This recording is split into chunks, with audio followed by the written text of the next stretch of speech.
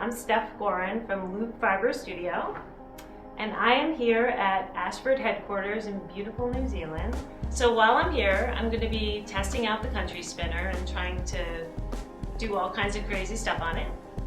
And I'm going to show you some of my techniques. This technique lets you add different elements to your art yarn in a really easy way. The first step, I'm going to run it through the wheel and I'm going to Navajo ply it. So I've already done the core spun. It's just a simple core spun yarn. So let me get set up for that. So I'm just going to tie the core spun onto my leader, and then I'm going to make my first loop because you need to make a loop in order to start Navajo plying. And ta-da, I have a loop. And then I'm going to start Navajo plying.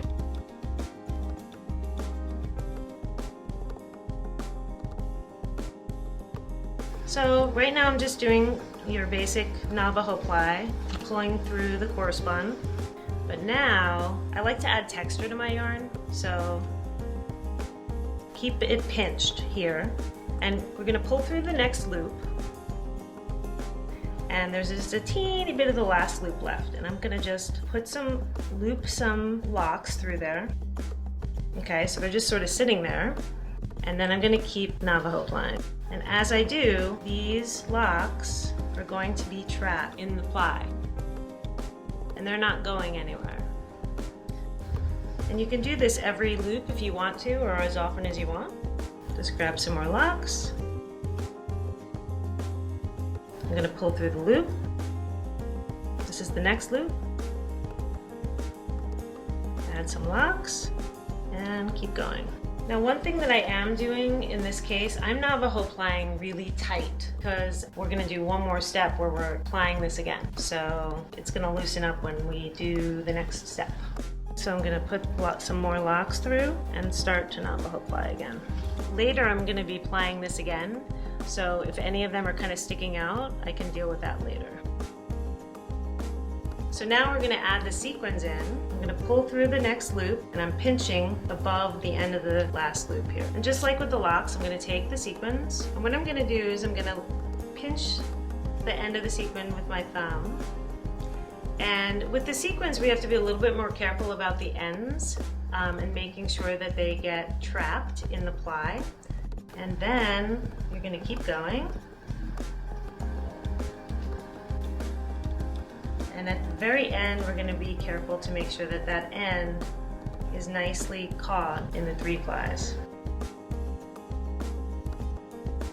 This is sari yarn, actually. It's already been spun into yarn. What I'm going to do is just cut off a little bit and just loop it through the loop and keep Navajo plying.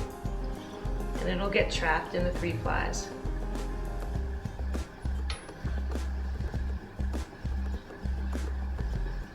And now I'm going to add a bunch of these. So I'm going to pull through the next loop, and I'm just going to take that last loop and open it up and loop these through it so that they're just hanging through that last loop. And now we're just going to keep Navajo plying and they're going to get trapped in there. It's cool.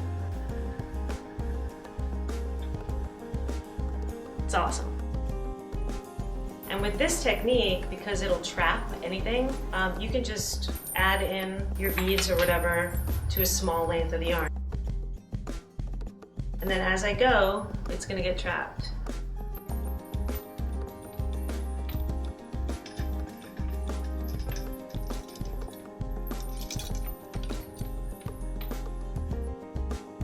And there it is.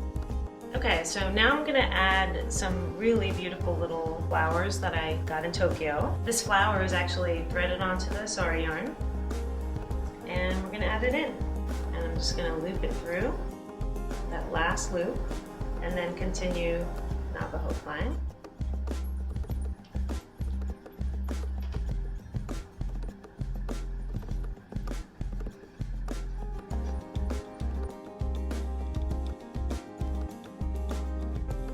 Okay, so now we have our Navajo plied core spun yarn, and I'm going to run it through the wheel again, and now I'm going to thread ply it.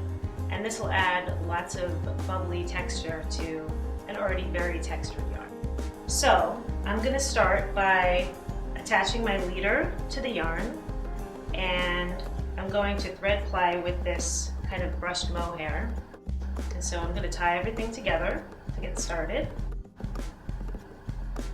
Now I'm going to treadle in the opposite direction from the one that I was doing before. So you'll notice that the yarn that I'm plying with is right between my feet, and it's coming straight into the orifice. And as I'm plying, I'm holding the yarn kind of almost at a 90-degree angle to get a bubble effect. As you're thread plying, this gives you an opportunity to sort of straighten up any untidy ends that you had as you were Navajo plying. You don't really have to worry too much about sloppy ends as you're Navajo plying, but now that you're thread plying, at the end this is going to be the completed yarn. You want to just make sure that everything is nice and tidy in the way you want. Like here, I'm just going to make sure that that end is secure. So I'll just pay special attention there and then move on.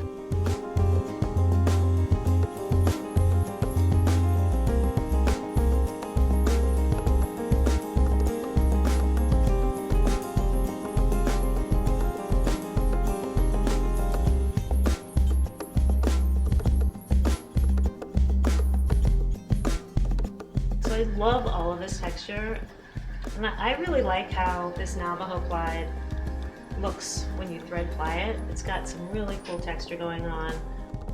And look at this bobbin, it's hysterical. I mean, this wheel really lets you combine all kinds of art yarn techniques and run your yarn through, you know, as many times as you want to keep adding texture, layer and layer of texture, until you get it exactly the way you want.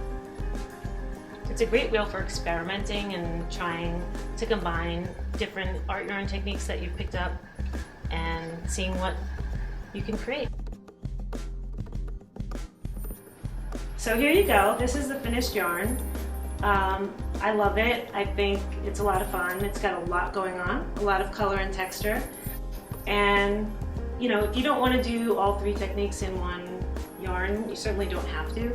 But the cool thing about the Country Spinner is that you can. You can make bigger and bigger and bigger yarns and bigger and bigger and bigger skeins, because you have this gigantic bobbin and you have the 3 ratios, which allows you to do all kinds of things. So have fun, enjoy.